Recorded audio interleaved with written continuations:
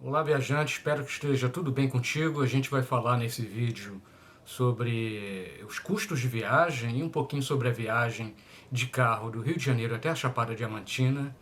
A Chapada, né, é bom lembrar, não fica em Minas, mas no interior do estado da Bahia. Sinceramente, foi um dos destinos mais incríveis que a gente conheceu, e olha que a gente não rodou pouco, né? A gente já rodou bastante pelo Brasil e também por outros países. A Chapada é simplesmente exuberante, né? Então vamos conversar um pouquinho sobre como é que é ir até lá de carro, o percurso e sobretudo sobre os custos, né? Coisa muito importante para a gente definir uma viagem.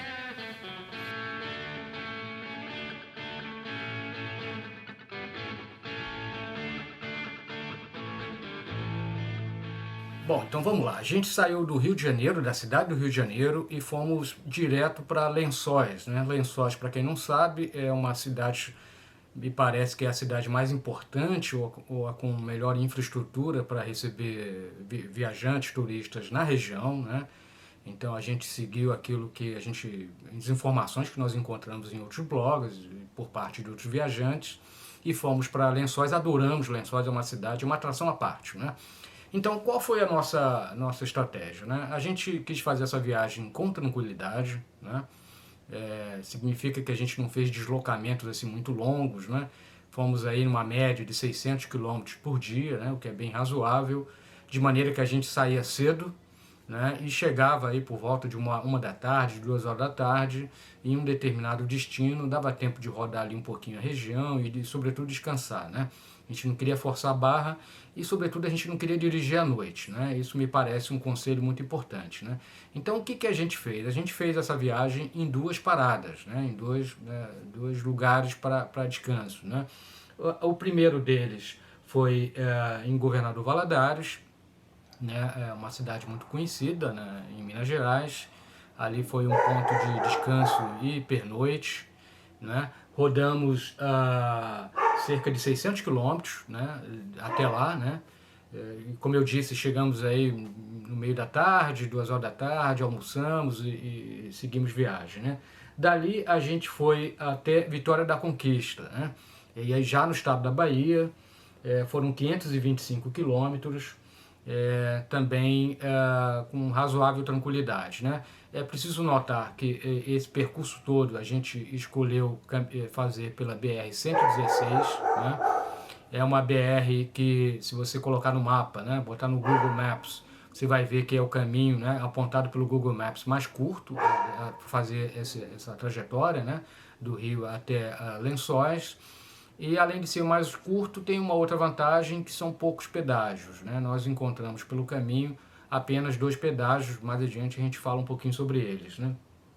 Bom, o caminho do Rio até a Governador Valadares foi um caminho tranquilo, né? A gente faz pegando a região serrana, né, do Rio de Janeiro, por Teresópolis, a despeito de ter a serra, enfim, a viagem é tranquila, até bonita, e foi sem intercorrência, foi na boa, né? De Governador Valadares até Vitória da Conquista, né? Aí a gente passou um pouco de perrengue, né? Para começar, por um acidente que a gente se deparou logo na saída da cidade, né, em Governador Valadares, e a gente perdeu ali 1 hora, desliguei o motor do carro e foi um pouco complicado, né? Depois, nesse percurso no Vale de Jequitinhonha, a gente teve a impressão que foi perseguido por motoqueiros, né? Eu digo impressão porque eu não fiquei para verificar, pisamos fundo e rodamos aí 1 hora, aí, 110, 120 quilômetros, esses motoqueiros ficaram para trás, né? Mas achei estranho, eles se comunicavam entre si, muito colado no carro, eu, enfim, piquei mula, né? Cara, e depois para chegar em Vitória da Conquista foi um outro perrenguinho, porque parece que também teve um outro acidente na entrada da cidade, e aí foi realmente muito demorado. Nós desligamos o carro, ficamos cerca de 2 horas, a noite caiu. Por incrível que pareça, é uma região fria, né? No interior da Bahia. É bom lembrar que nós fomos em julho, então nós pegamos aí umas temperaturas um pouco mais baixas, é uma região mais alta, né? Um planalto, né? Mas fora isso, enfim, esses sustos e esses contratempos, a viagem também foi tranquila.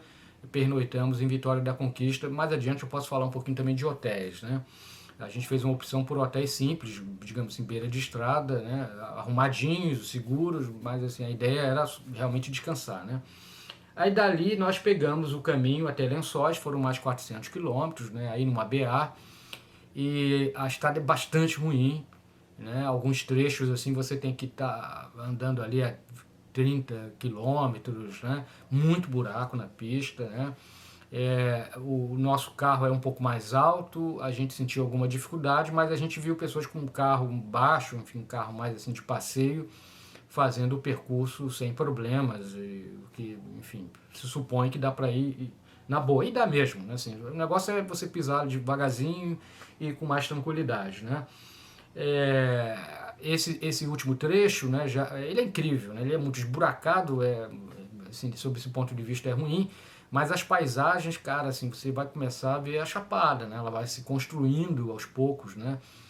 No para-brisa do teu carro, e você vai ficando encantado, é muito bonito, você vai descendo um planalto, né?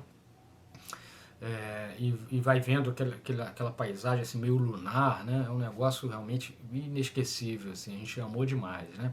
Vamos falar agora de preço. Vamos falar de dinheiro, deixa eu dar uma informação importante, né? A estrada, né? Todo o percurso é razoavelmente bem sinalizado, mas convém o uso do GPS, né? Sobretudo ali na BA 142, né? Que é a estrada que vai de Vitória da Conquista até Lençóis, né?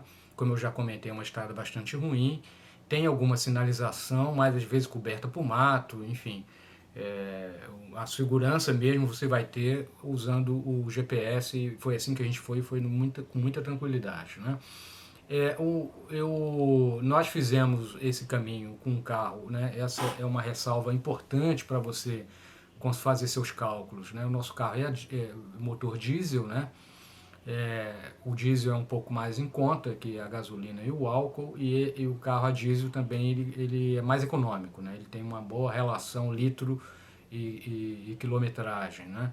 Para vocês terem uma ideia, na ida, né, eu diria até a Bahia, nós fizemos uma média de 22 quilômetros com 1 litro de diesel, né?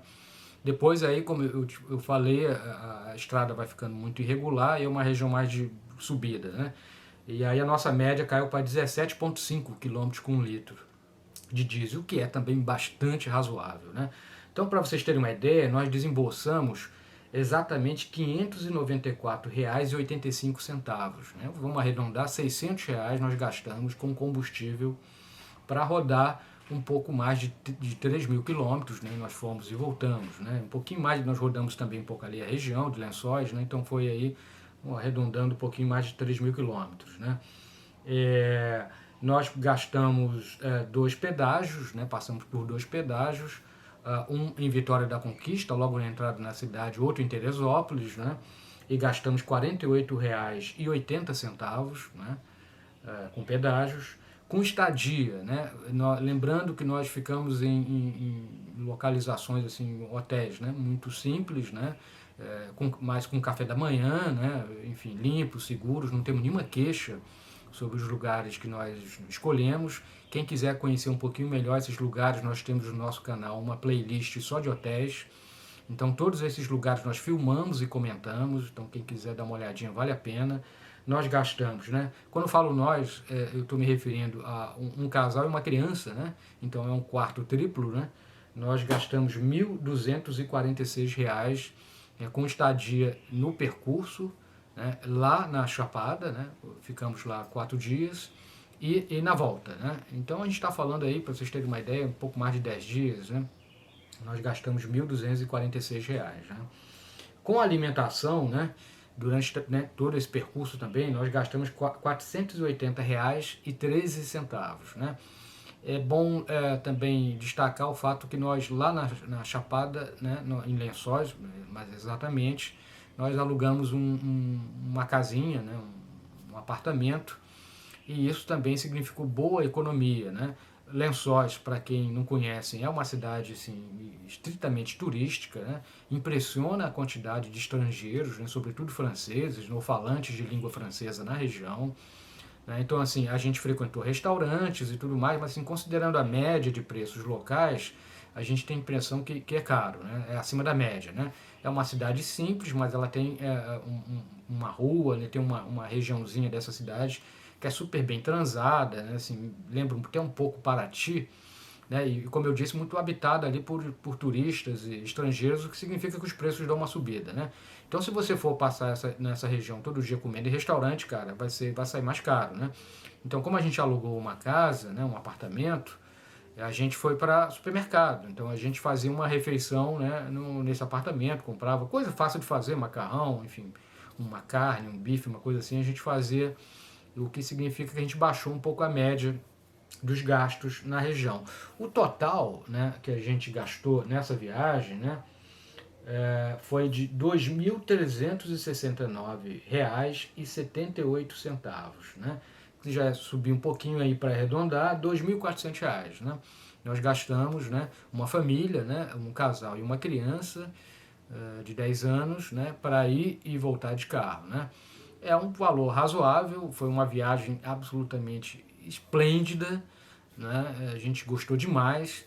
Eu acho que você tem que considerar algumas coisas, né? Assim, se você quer economizar, se economia é a primeira preocupação para você, eu acho que vale sim você comparar, né, vez ou outra, a excelentes promoções de passagens aéreas, né?